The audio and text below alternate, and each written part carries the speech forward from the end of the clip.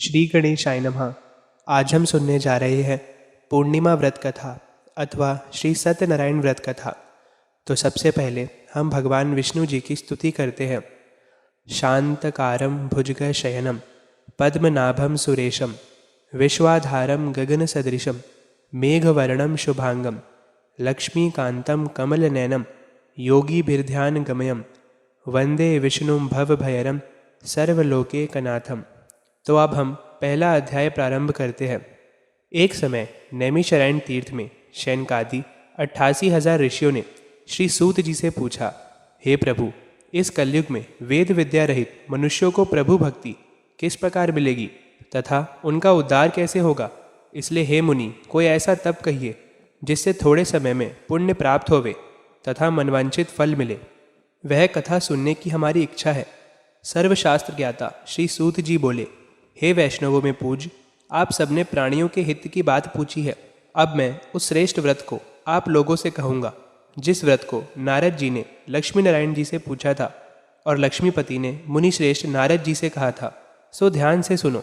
एक समय योगीराज नारद जी दूसरों के हित की इच्छा से अनेक लोकों में घूमते हुए मृत्यु लोक में आ पहुँचे। यहाँ अनेक योनियों में जन्मे हुए प्राय सभी मनुष्यों को अपने कर्मों द्वारा अनेकों दुखों से पीड़ित देखकर सोचा, किस यत्न के करने से निश्चय ही प्राणियों के दुखों का नाश हो सकेगा। ऐसा मन में सोचकर विष्णु लोक को गए। वहाँ श्वेत वर्ण और 4 भुजाओं वाले देवों के ईश नारायण को देखकर, जिनके हाथ में शंख चक्र गदा और पद्म थे तथा वरमाला पहने हुए थे, स्तुति करने लगे। हे भगवान, आप अत्यंत शक्ति से संपन्न हैं। मन तथा वाणी भी आपको नहीं पा सकती। आपका आदि मध्य अंत नहीं है। निर्गुण स्वरूप सृष्टि के आदिभूत व भक्तों के दुख को नष्ट करने वाले हो। आपको नमस्कार है। नारद जी से इस प्रकार की स्तुति सुनकर भगवान विष्णु जी बोले, हे मुनि श्रेष्ठ, आपके मन में क्या है? आपका किस काम के लिए आगमन हुआ है? निसंकोच कहो। तब नारद मुनि बोले, मृत्यु लोक में सब मनुष्य जो अनेक योनियों में पैदा हुए हैं, अपने अपने कर्मों के द्वारा अनेक प्रकार के दुख से दुखी हो रहे हैं।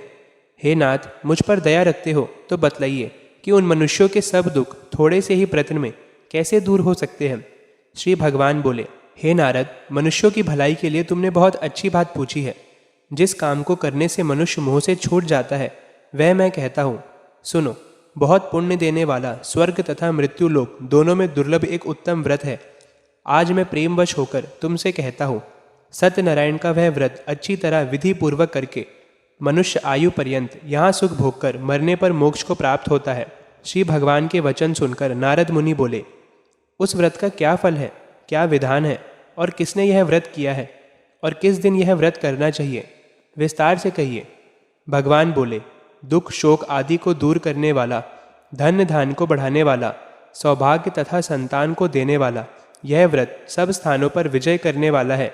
भक्ति संतान को देने वाला यह व्रत भक्ति और श्रद्धा के साथ किसी भी दिन मनुष्य श्री सत्यनारायण की प्रातः काल के समय ब्राह्मणों और बंधुओं के साथ धर्मपरायण होकर पूजा करे। भक्ति भाव से नैवेद्य, केले का फल, घी, दूध और गेहूं का चूर्ण सवाया लेवे। गेहूं के अभाव में साठी का चूर्ण, शक्कर तथा गुड़ ले और सब भक्षण योग्य पदार्थ जमा करा के भगवान को अर्पण कर देवे तथा बंधुओं सहित ब्राह्मणों को भोजन करावे। पश्चात स्वयं भोजन करे। नृत्य गीत आदि का आचरण कर सत्यनारायण भगवान का स्मरण करते हुए समय व्यतीत करें। इस तरह व्रत करने पर मनुष्य की इच्छा निश्चय ही पूरी हो जाती है। विशेषकर कली काल में भूमि पर यही मोक्ष का सरल उपाय है। इति श्री सत्यनारायण व्रत कथा प्रथम अध्याय संपूर्णम। बोलिए सत्यनारायण भगवान की जय। अब हम दूसरा अध्याय प्रारंभ करते हैं। सूत जी बोले, हे ऋषियों, जिसने पहले समय में इस व्रत को किया है उसका इतिहास कहता हूँ। ध्यान से सुनो। सुंदर काशीपुरी नगरी में एक अत्यंत निर्धन ब्राह्मण रहता था।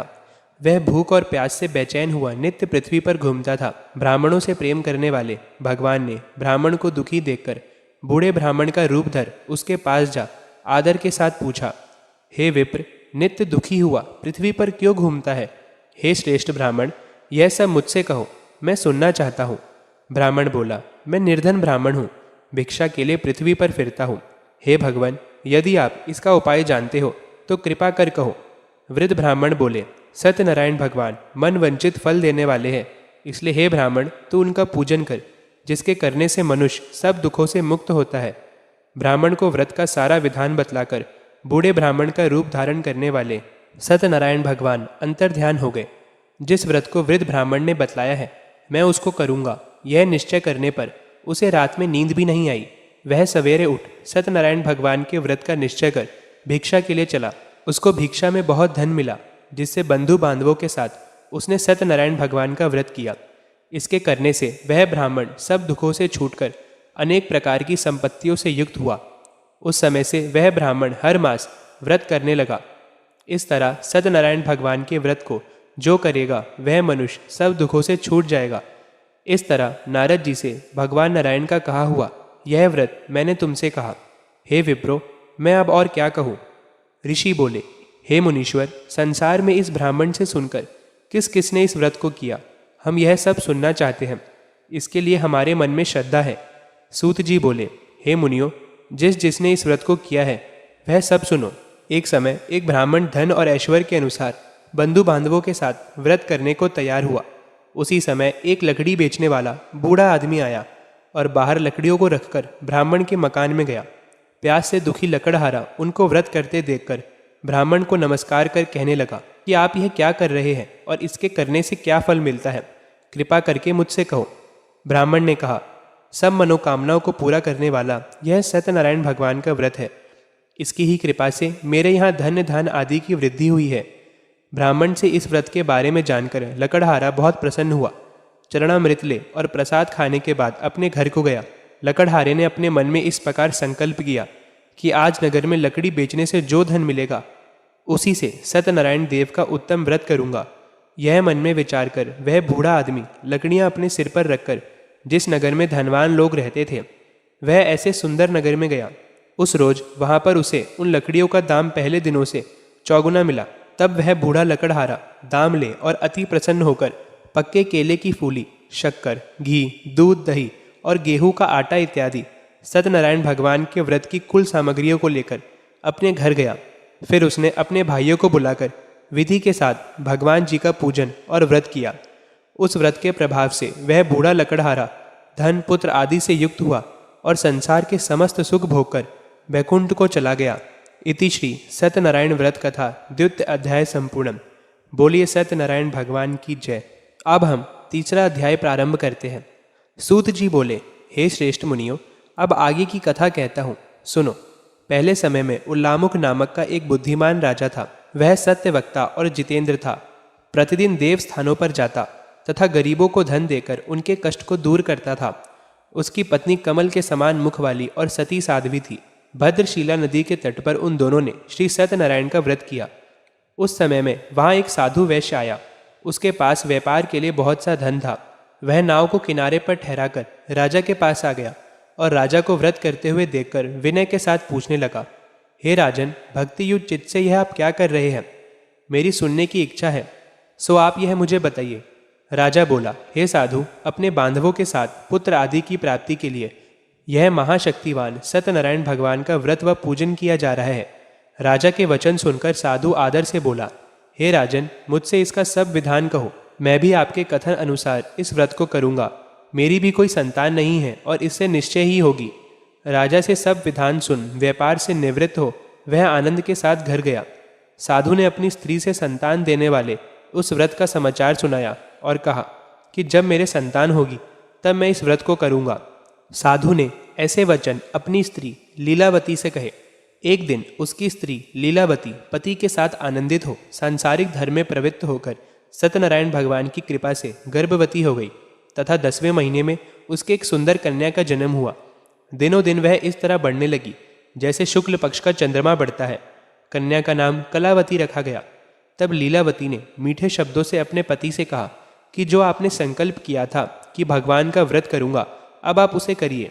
साधु बोला, हे प्रिय, इसके विवाह पर करूंगा। इस प्रकार अपनी पत्नी को आश्वासन दे वह नगर को गया। कलावती पितृगृह में वृद्धि को प्राप्त हो गई।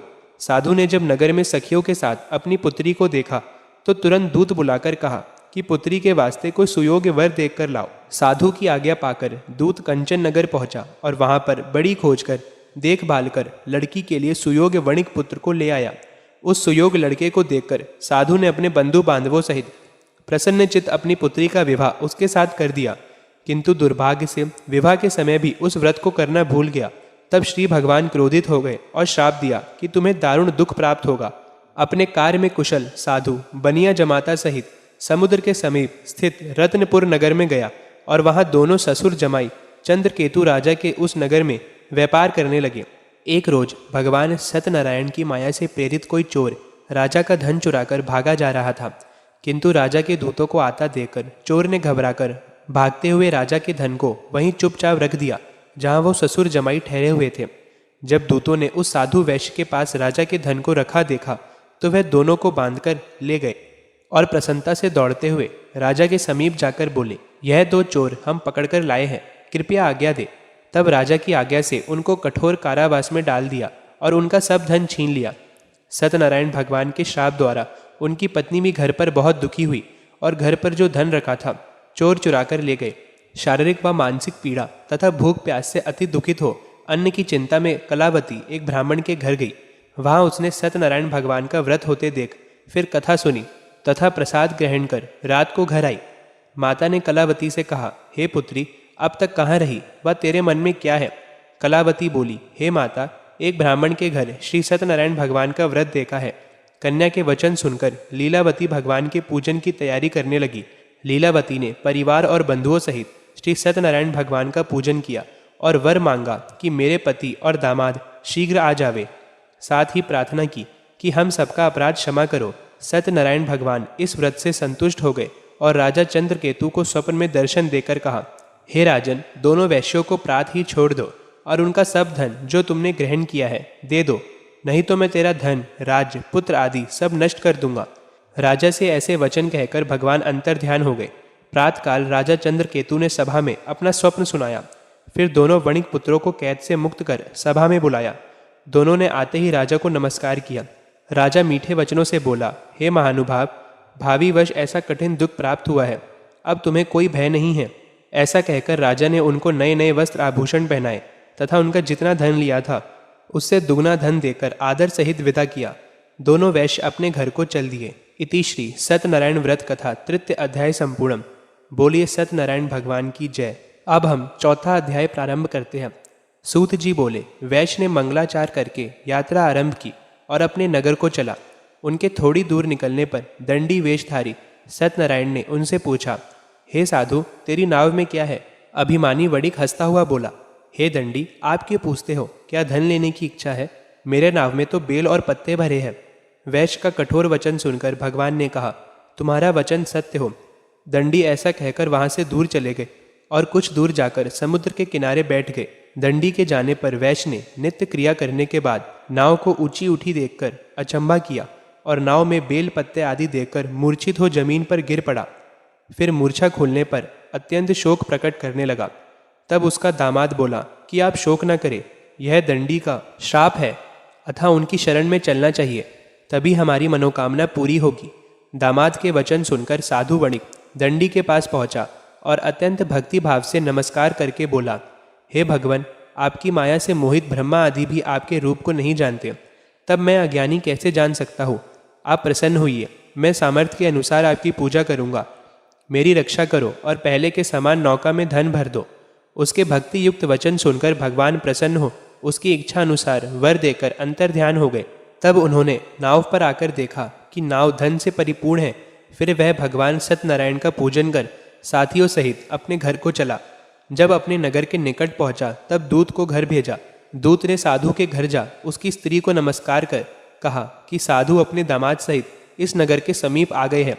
ऐसा वचन सुन साधु की स्त्री ने बड़े हर्ष के साथ सत्यदेव का पूजन कर पुत्री से कहा, मैं अपने पति के दर्शन को जाती हूँ, तू कार्य पूर्ण कर शीघ्र आना।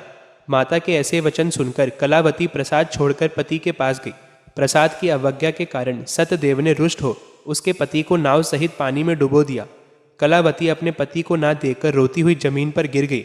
इस तरह नौका को डूबा हुआ तथा कन्या को रोता देख साधु दुखित हो बोला, हे प्रभु, मुझसे या मेरे परिवार से जो भूल हुई हो उसे क्षमा करो। उसके दीन वचन सुनकर सत्यदेव प्रसन्न हो गए और आकाशवाणी हुई, हे साधु, तेरी कन्या मेरे प्रसाद को छोड़कर आई है, इसलिए उसका पति अदृश्य हुआ है। यदि वह घर जाकर प्रसाद खाकर लौटे तो इसे पति अवश्य मिलेगा।